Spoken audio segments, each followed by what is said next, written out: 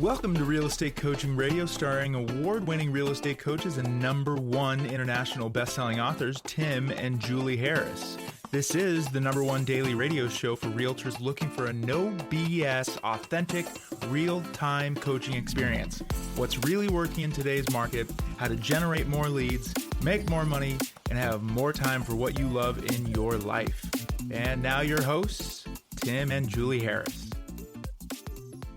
Julie, do you remember it was probably about 2 years ago when everyone and their brother and their dog's best friend was predicting there was going to be an enormous number of agents getting out of the business and all these other doom and gloom and things were happening. And I remember you and I were sitting at a private event. I won't say where, because some of the people listening were there as well. And I don't, want to point out the fact that we are right, you are wrong. But I mean, that's going to be.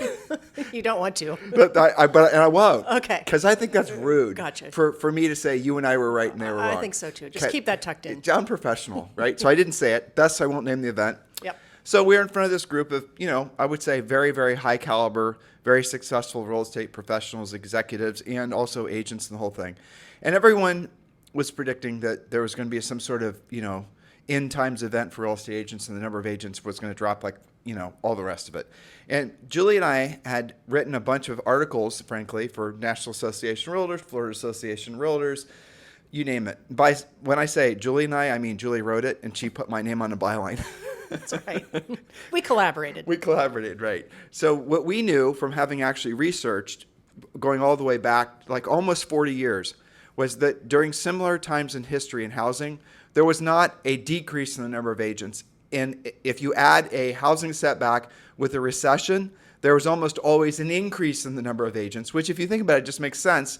And look what's happening now. A lot of people are getting the real estate licenses. A lot of people are getting second jobs. A lot of people, because of inflation, are trying to figure out how to make ends meet. Well, the same thing, like I just said, is happening now. So when everyone else was predicting that the number of agents would decrease, they don't have any historical perspective beyond their own life experience, which generally speaking doesn't even go back their professional life experience in real estate. If it goes back more than 10 years, you're dealing with a unicorn, because there's hardly anybody that stays in real estate that long. That's true. I mean, Julie and I have been in the business for, arguably 30 years, but the reality of it is even in our 30-year time, we've only lived through maybe 3 real estate sort of setbacks. So we had to go back in time. And what we discovered is what a lot of which we're going to share with you guys today. So we're going to give you, this is kind of predictions, but really what this is giving you a really good, I think, settling of all the fear mongering that's out there about there being some kind of real estate agent, calling. Right. And there's not going to be a big purge, and what's going to happen with home sales and what really to expect. Almost all of this is going to seem obvious after we tell you, but it's fascinating, again, that if you balance what we're about to tell you or share with you off of what you're hearing everywhere else, I think that'll reset your expectations as far as whom you should be listening to. Because a lot of people are, frankly, ill-informed, don't take the time to do the homework, or frankly have an agenda. They're trying to sell you into some REO list or some short sale list or something like that. So when we go through these points, as always, these are, I think very well researched. And Julie and I probably, in terms of gathering content for today's show, we spent at least 2 or 3 hours on this. Yes, for sure. So this is very timely for all of you listening. We're going to talk about what people are saying. We're going to talk about, is that true or not? And how to apply it to your daily practice, what you're supposed to do about it. And like always, our notes are below. So if you scroll down below, you're going to see all the notes. Now, Julie and I obviously say a lot of things that aren't in our notes. Our notes are our notes. They're not designed for you, but we're sharing them with you just so you can follow along, and a lot of you do. And also, there's going to be some links down below. And the link I really want you to focus in on is the link to join Julie and I at Premier Coaching. This podcast is training. I mean, really, it's barely even training because we only have you for a half hour. We cover a lot of different topics. But if you love this podcast, we know tens of thousands of you do, you won't believe the value you get in Premier Coaching. And we've made it easy for you to join. You can join Premier Coaching right now for free. Just click the link below. All right, Julie, I'm anxious to get to some of this content because it was actually very fascinating, especially the podcast we listened to yesterday, frankly. I thought so too. Well, so why is it that people say, oh, it's going to drop off a cliff, we're going to lose all these real estate professionals? Well, there's a few bullet points you've probably seen in the headlines, and we'll talk about that. They're citing the number of sales is an all-time low. Higher mortgage rates are causing a lot of buyers to be sidelined. Inventory is still scarce. Weaker builders are stepping out of the market, the builders that can't maybe control the buy downs and the interest rates. Overall uncertainty of recession can cause a lot of people just to procrastinate housing decisions. And of course, inflation continues to drive prices up. Now, all of these things are true, but it's also true, you might have noticed, that you have a real estate license and you need to earn a living. So it is true that this is the worst housing market in terms of home sales and homes for a bunch of reasons we're going to talk about in 40 years. So here's the good and the bad of that. Yes. One, hey, you're right now trying to sell real estate in the worst housing market in almost 40 years. So that'd be a bad thing, right? Yeah. But the good thing is this isn't going to last forever. And the calluses you're going to build, the strength you're going to build coming out of this market, they're going to be extraordinary. If you can do it now, you can do it anytime. Well, if you can do it now at a high level, when the easy times come again, which they will, and we are going to predict that you're going to see interest rates drop next year, but we're going to talk about that. Ooh, I'm glancing at Julie's notes. It looks like she wants to talk about that today. Yep. But the moral of the story is you're being tested right now. You are being tested to see if you've got what it takes to be successful in this business long term, and you will not fail the test. Matter of fact, you are going to dominate because of this market. There's your mindset. Couldn't agree with you more. Well put. So let's pivot to see why you can still not just survive, but thrive. We're going to look at some of the facts and some immediate action steps for you to take. So facts, you just mentioned it a second ago, Tim. Mortgage interest rates actually fell finally last week by about 0.5 point and are on track to at least stabilize, if not fall, in the immediate future. That's all good news. Demand is still very high, with nearly 3 offers for every closed transaction last month. So look at supply and demand. That's a 3-to-1 ratio. And we do talk about that, right? Okay, good. So keep going. Okay. Now, some people are saying, well, we're going to wait for prices to come down, wait for rates to drop. Well, rates will probably come down and settle around 6 to 6.5%, but prices won't come down at the same rate.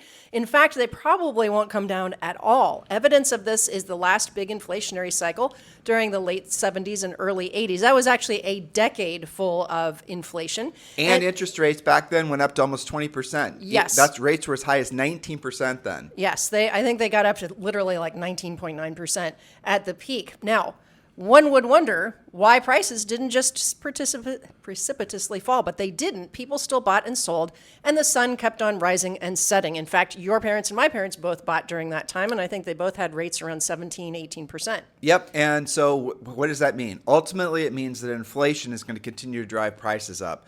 Or, you can argue it is important that you guys understand. And a lot of people conflate inflation with appreciation because the end result's the same. But what we're experiencing now is inflation on everything. This is an everything inflation. What we experienced during the run-up in housing was essentially, it was inflation on housing, but a lot of ways it was also appreciation. And I know these things are confusing. You guys can Google for definitions. But the problem with having the big discernible difference is if you owned a home and it was going up, marketably in value every year, which did happen, and everything else was essentially not increasing in cost, you became paper wealthy, didn't you? Or if you sold your house, you actually, were able to bank a lot of money. So when everything is increasing in cost, including the cost of homes, then the wealth effect, or how you feel from the increase of your value of your home, it isn't as quite as seductive, let's say, when you go to the grocery store and your grocery bill is 4x what it was 24 months ago. You guys get the difference? So what happens is when inflation kicks in, everything gets more expensive, including the cost of housing. It doesn't have the same beneficial psychological effect, but still, it's cheaper, and this is going to be a point, it's really important that you understand this. It's still, even at these interest rates, someone's going to be far better off purchasing a house, even at these interest rates, because guess what? If rates drop next year, which we think they will, you're then going to be able to that consumer is going to be able to refinance. Mm-hmm. But the cost of rent is going to continue to increase. But here's the other thing. The cost of a home is going to continue to increase. Thus, the reason the cost of a house the rent's going to continue to increase. Property taxes and the rest of it will drive rents up. I know a lot of people think that rents are going to decrease. They cannot decrease when you have all your expenses from owning real estate continue to increase. So your tenant or your current tenant who's waffling because of the interest rates, they might not be able to afford a house right now. There's going to be a lot of changes to the FHFA mortgages and standards and all that, but we'll talk about that on a different podcast. But for now, there is absolutely, even with the higher rates, zero reason not to buy a house. Someone's going to be vastly better off 3, 5, 10, let alone 20 years from now if they purchase than if they wait. I like how you explained that, because I think that people sort of fixate on interest rates and they try and convince themselves that prices will come down. But to your point, prices are going to continue to go up, especially considering we have a 3-to-1 supply and demand ratio. And so it's not just the purchase price of the house, right? It's the higher the purchase price is, the bigger your down payment has to be, because that's a percentage of the purchase price. Your points may go up, all of your prepaids go up. So waiting, the point of this is waiting is not on your side. The thing that's going to happen is that there's going to be, because you're already seeing the headlines, all the politicians, all the government things, everyone's saying the same thing. They said the same thing back in 2007 too. Real estate expense is too expensive. People can't afford homes. Well, guess what? It's just going to get worse. So the exact opposite of what happened in 2007 and 2008 and 2009 is what is happening and what will continue to happen for home prices now. So what you're going to see, mark my word on this, guys, you're going to see you're going to see the necessary down payments decrease dramatically. You're going to see a lot of the standards necessary to obtain a mortgage that's government-backed decrease dramatically. You're going to see the government, because of politics and the rest of it, they're going to try to essentially make it easier for everyone to purchase a house. That's what's absolutely going to happen. And Julie and I also predict that Fannie Mae in particular will come out of receivership, and then you're going to start seeing other things happening where, for example, Fannie Mae is going to start buying mortgage-backed securities. One of the reasons that mortgage rates are going up right now is because the government, the Fed, is selling off their MBSs, but you're going to see Fannie Mae is going to step in and start buying back MBSs as soon as they come out of receivership, which our well-positioned folks are predicting to happen sometime in the near future. Do you think that along with that, we might see some more creative financing, like maybe the 40-year loan might come back? Or you were talking about different types of maybe smaller down payments and more flexible ratios and things of that nature. What do you think that they're going to do as a result? Well, it makes sense. They're going to have longer-term mortgages. And people, and again, the headlines like, oh my gosh, why would you sign yourself up for a 40-year mortgage? Do you realize all the interest you're going to pay and blah, blah, blah? Who stays in the house 10 years, let alone 40? No, exactly. Nobody. You'll do that, or some buyers will do that to keep their payment lower. Well, yeah, to get the payment lower so they can qualify for the mortgage. And as soon as the rates drop, then they're going to refinance out of that 40-year, and they're going to go back into a 30-year or a 15-year at a lower rate. Just like the whole world did not too long ago. There were a lot more 15-year mortgages in recent times, to your point. And all the mortgage brokers out there that listen to the podcast, I know you guys are cheering what we just said, because that is what's going to happen. There's going to be the biggest refinance boom in the history of history. Oh, yeah. There's no doubt about it. The refinance, it's going to be Clock's ticking. Crazy. Can you imagine someone going from, say, an 8% interest rate to like a 7.25% interest rate on, say, a $350,000 mortgage balance? The amount of money that they'll pay or they'll save per month is going to be significant, like probably close to $1,000. Yeah, and so listeners, most of you are selling real estate on some level. Keep in mind that there are so many mortgage lenders right now offering free refis if you close now. I think most of them are in the next 12 to 18 months you can do a free refi. So make sure you know about those programs. All right, so also demographics and household formation are on your side. 27% of recent closings were millennials who were not breaking up with low interest rate mortgages. A lot of people like to say that, all the first-time buyers are out of the market. Well, not according to the stats that say nearly 30% of recent closings were actually first-time buyers. Do we drill down a lot on the demographics on your points? Not on this one. Well, so the bottom line is, with regards to Julie's previous point, is this is the reason you got to listen to the podcast. You can't just read our notes. Again, this goes back to a podcast we listened to yesterday. The sheer amount of the household formation that's happening now is more so in terms of the numbers of people that are, forming households, having children, needing a place to, the whole thing. There's more millennials than there are baby boomers, and baby boomers essentially created the greatest economic boom in the history of any country that's ever experienced, at least, yes, from what we studied. And that what's poised to take place now is going to make the baby boom surge in the economy look like child's play. Look like a tiny boom. Right, because the number of millennials that are out there, because each of those baby boomers, they had usually 2 children, and each of those 2 children are sometime having their own children in wash, rinse, repeat. And now you're looking at the other generations that are going to follow that are even more significant in size. So we are looking at an unbelievable, unstoppable train that's already left the station that is not going to go away no matter what the interest rates are. Like Julie and I, people say, well, the problem with housing is it's an interest rate problem. There is not an interest rate problem, listeners. There's an inventory problem. Mm-hmm. That's the problem. There's not enough homes for sale. If there were more homes for sale, even at the rates as they are currently, they would all sell with 3 competing offers. That is what would happen. And those are facts. That is not speculation. And keep in mind when we're talking about household formation, I think a lot of people think about, couples having babies and families growing. The term household formation literally starts from the moment that somebody leaves their parents' house and is either going to rent or purchase a home. There will be a generational shift in the people that are in the real estate agents. There will be a generational shift. It's already taking place. Mm-hmm. The average age in the United States is 60 years old. I mean, obviously they're going to slow down or not necessarily want to, not all of them, I'm not, but the reality of it is there's going to be a huge new generation of agents that are going to get in. And if, again, just look at pure numbers. So if you look at the number of millennials and you look at the number of millennials that grew up, watching HTV and wanting to be real estate Bravo. billionaires, Yep. Bravo and all the rest of it. And then you combine that with the fact that a lot of them are going to have to get a second job or they're going to, just all of it. The surge behind getting a real estate license, the surge behind demand for home sales is going to set this industry up for the biggest boom. And I cannot find any historical perspective that's going to be anywhere near this. No, I would agree with that. We can tell from our new coaching clients, we have a lot of the younger crowd coming to us. So if that's you, don't delay. Go ahead and join Premier Coaching. All right, so what to do now, listeners, to be sure you'll survive and, of course, thrive. Will you still be in business next year, or will you be real estate roadkill? Well, we're hoping that you're not going to be the second thing. Number 1, get and follow an actual business plan immediately. I overheard another podcast agents were talking about the difference between agents thriving versus just surviving. And one of the things they talked about was, are you looking at real estate as your career or are you just dabbling? Well, one of the differences is if you have an actual business plan. The real estate treasure map, we also have a survival plan and a 90-day massive action plan. They're all included in Premier Coaching.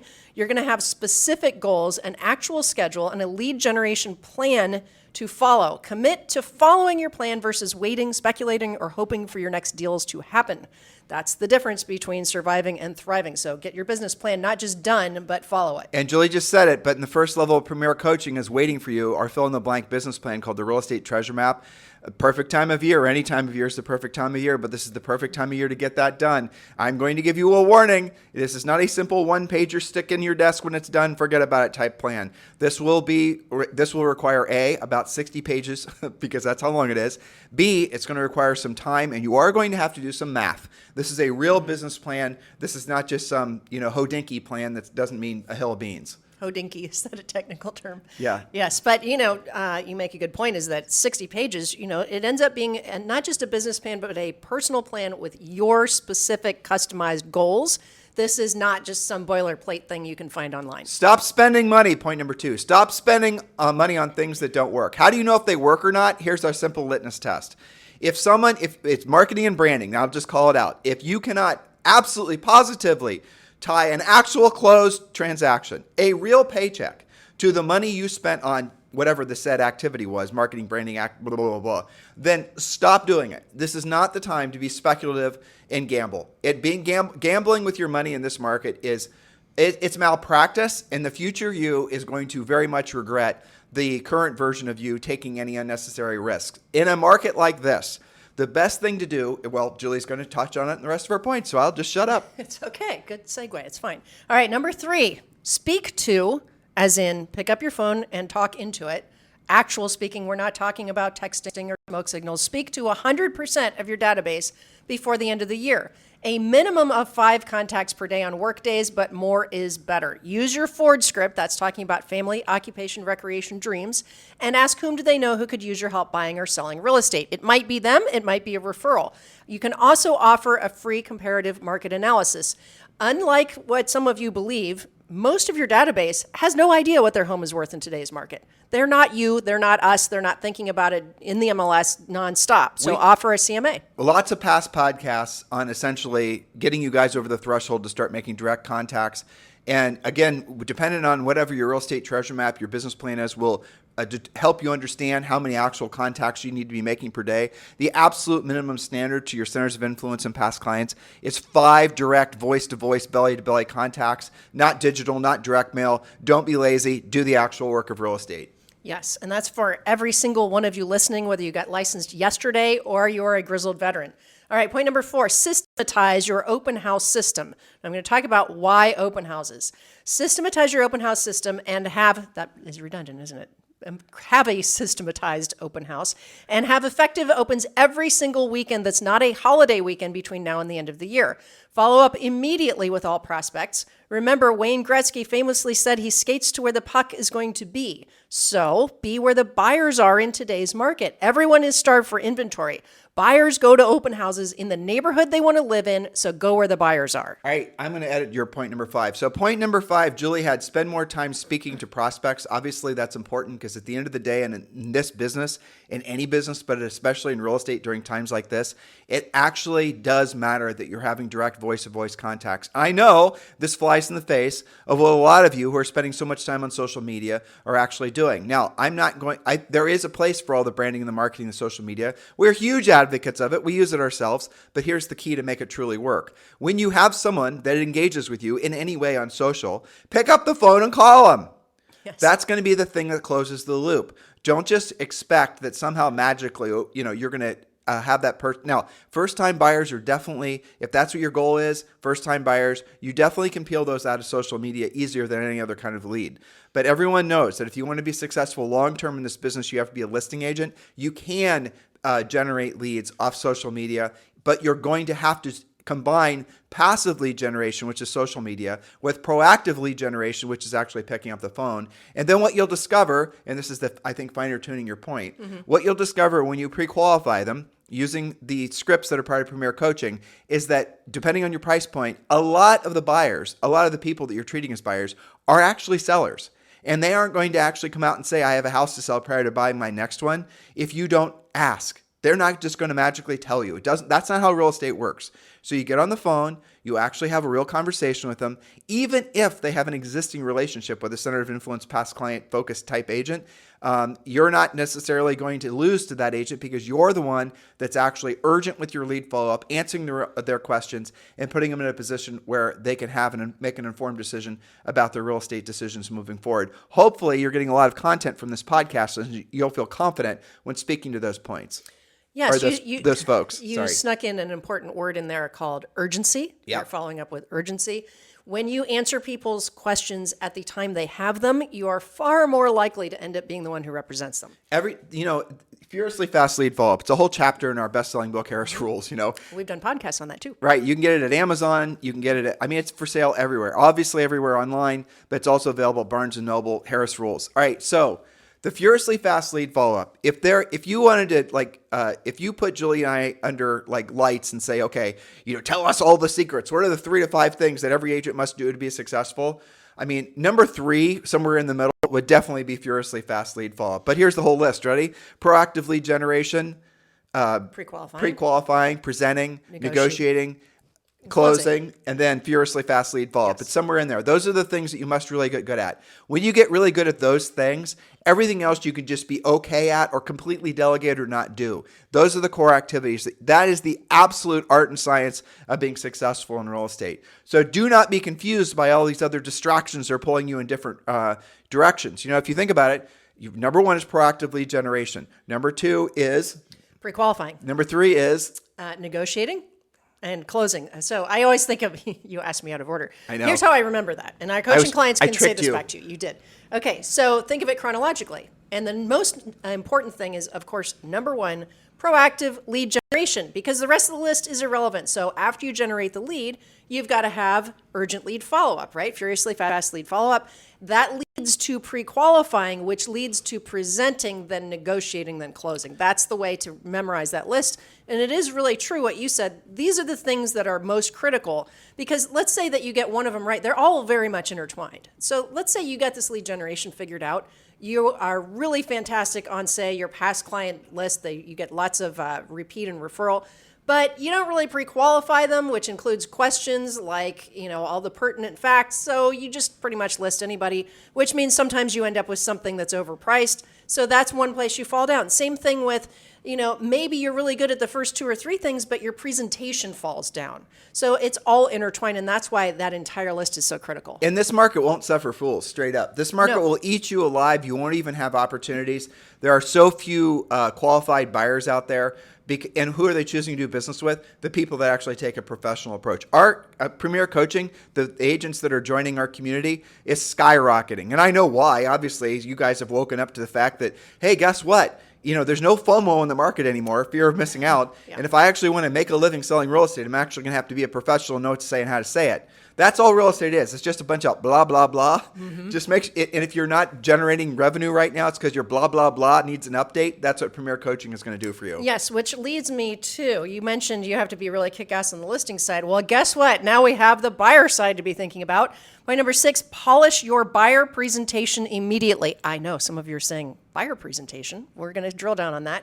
Not having a signed buyer agreement is no longer going to be optional. You must be able to confidently present what your value is as a buyer's agent. The only way to do that is with an actual formal presentation, which covers, I'm not going to go into all of it, but the most important stuff, agency as well as exclusive buyer agency. Expectations, what are the buyers looking for and is it realistic? Will they have to pay full list? Are they likely to have to compete? Are they looking for new construction? You've got to know your client. And of course, which home in the area do they plan on selling? Financing options, that's important for you to know about as a buyer's agent. What you expect from the buyer, what they can expect from you, how the buying process actually works, strategies for buying and selling at the same time if that applies to them, how you're paid. Yeah, you're going to have to talk about that now. And if maybe they're going to need some seller's concessions. Now, you don't have a buyer presentation? Sign up for Premier Coaching because we're going to help you with that. And also USPs. I mean, we'll give you guys suggested USPs from the buyer What's agent a USP? side. Unique selling proposition. So you might want to have something in there, and we do tell you how to do this in Premier Coaching, that you could put a guarantee in there that if they're not happy with their home after that you've sold to them after 6 months, you'll sell it for free, or things like that. You're going to have to get more creative. That's going to be the thing that's going to make you different. That's going to be the reason that someone will sign your exclusive buyer agency contract, obligating themselves to pay your commission. And by the way, Julie and I did do a lot of research. And this is going back to a podcast we did a few days ago. You should go listen to it about the end of buyer agency and all the rest of it. Go back and listen to it. We are going to tell you exactly how your buyer can ask for their buyer's agent commission to be financed into the transaction. We've done some homework on this. We have some really great mortgage loan officers that have been texting me and messaging me, giving me essentially strategies on how to go about doing that, which is perfectly legal, that the servicers and the banks and the lenders, everyone approves of. So you can 100%, even without the change to FHFA, using certain lenders, you can roll in up to 3% of the buyer agent commission into the house. The house just has to appraise. Unconventional and up to 6% on FHA and VA. I think it was the opposite. I checked. Okay, It's good. okay. And that is normal. It is legal. And I think you would agree with this, that it's going to become normalized. Oh, yeah. I mean, It's not going to be weird anymore. You're going to sit down with a buyer. You're going to explain to them. You're going to give them a presentation. You're going to explain to them what you do, how you do it. You can work with it. You're going to actually thoroughly go through a process. And at the end of the process, they're going to want to hire you as a buyer's agent. We give you that in Premier Coaching. That's called the buyer agent presentation. The output of the meeting is going to be, they're going to sign your state required agency form. You are using those, right, listeners? They're going to sign your exclusive buyer agency form, which is going to give them different scenarios on how the commission actually might work. Then they're going to sign a net sheet. I know net sheet, why would you give that to a buyer? Because you want to have them seeing what all the numbers are depending on the purchase price of their home. And you can have a lender basically whip you up a fill in the blank one. Again, they walk out of that meeting. They've signed them those 3 forms. They're going to sign their net sheet. You are now in their minds, in the marketplace. You are so far ahead of the agent that's still hoping to sell a buyer because they're going to meet him at the house and give him a Starbucks gift card. Do you guys get the difference? They'll be happy to sign it. They will, because you're going to, again, and we teach you this in Premier Coaching, we teach you, 30 different ways to find homes that aren't actually for sale in the MLS. Mm-hmm. So you can go and you'll have an exclusive list of homes, which is, by the way, we definitely need to start update the buyer presentation and include that list. Yes. You're going to explain to the buyer why they want to work with you exclusively. I mean, guys, That's the secret sauce you've been looking for. And if you have a brokerage, if you have a real estate team, can you imagine, frankly, how much more successful you'll be when the buyers that your buyer agents are working with are actually going to buy because of the fact that they, essentially signed the contract, assuming they find something that they like. And those that won't sign it, well, they weren't serious in the first place. Exactly. It's just vastly more professional. All right, number 7, set specific goals for the next 90 days. The Real Estate Treasure Map will help you with this, as will your coaches in Premier Coaching. For example, exactly how much money must you earn in the next 90 days versus how much do you actually have coming in currently? Divide by your average commission, and you're going to know how many deals you need. Are you on track, ahead, or behind? And by how much? Agents typically will say, well, I just need to do more. Well, so with regards to that, and correct me if I'm wrong, Sure. in Premier Coaching, in the first section that they get for free, there's the 90-day plan. What's it called? Yes, 90-day massive action plan. Okay, make sure you download the 90-day massive action plan. Why 90-day plan? Because any time of year when you're feeling essentially without direction and you're feeling without motivation, maybe some of you are feeling a little depressed, all kinds of emotional things. But also on the other side of the spectrum, if you're feeling like joyous and you have a whole bunch of success and you're making a whole bunch of money, you can actually fall into black holes at either end of the spectrum. When you're feeling super down, you're feeling super high, because what happens is you're not going to be focusing on what you're going to do to either fix the problem or continue the success. That's what the 90-day massive action plan is. And what do you do at the end of the 90-day massive action plan? You do it again. And then you do it again, because it's going to keep you in real estate. It's going to keep you doing the real work of real estate. Point number 8. Yes. Well, before we get to that, if you're like most of our coaching clients and you're actually ahead of your goals, you just talked about that. Don't just rest on your laurels. Maybe you've had your best couple of months of closings, and that's great until it becomes your best 6 months worth, and then it wasn't really so great. So if you're ahead of your goals, it's time to set new goals for next quarter. Be specific. Your goals have to be SMART. That's specific, measurable, attainable, realistic, and timely. Post your new goals where you can see them daily. And again, we're going to do future podcasts with a deep dive into goal setting. Point number 8, of course, we couldn't end without this one. Get help when you need it. By joining Premier Coaching ASAP for free, our caring, competent, skilled, and experienced coaches are waiting to help you achieve your goals faster. Will you still be in real estate a year from now, 90 days from now? Well, write down the word focus. That means follow one course until successful. Follow the actual plan. There you go, guys. Thank you for keeping this the number one listen to daily podcast for real estate professionals in at least the United States. Please do give us a 5-star review on iTunes. If you're on iTunes, just scroll down. You'll see and just click the review thing. I know it's not that easy to find where to leave a review. Trust me, I know. Anyway, so scroll down, leave us a 5-star review, and also why you like the podcast. And that does help. So maybe it's this show. This is the first show you've listened to. You've gotten inspiration and motivation, and you want to thank us for that. Just give us a 5-star review and a little comment. That means the world to us.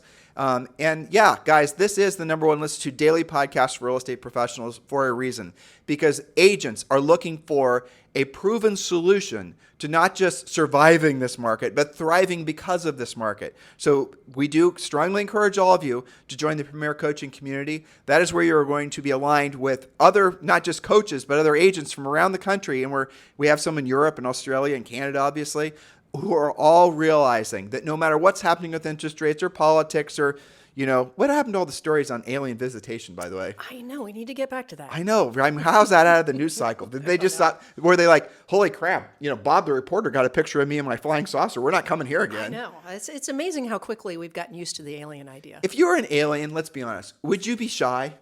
No, I don't think so. If you had this interstellar, a secret alien, secret agent. What the hell? I mean, so many think about it. So you've got this kick-ass technology that's so more advanced than the little ants you're visiting on planet Earth. I mean, you're not shy. I would think you'd be a little show-offy about that. Why are you hiding? Like Top Gun alien. That's what I'm saying. Anyway, how did we get off on that tangent? I don't know. Yeah. Well, maybe the alien news cycle will return soon. We'll see. So even if you get suckered into the alien news cycle, just remember there are always going to be people that need to buy or sell real estate, even more so because of all the reasons we gave you on today's show. You guys have a fantastic day. We'll talk with you on the show tomorrow. This podcast is a part of the C-Suite Radio Network. For more top business podcasts, visit c-suiteradio.com.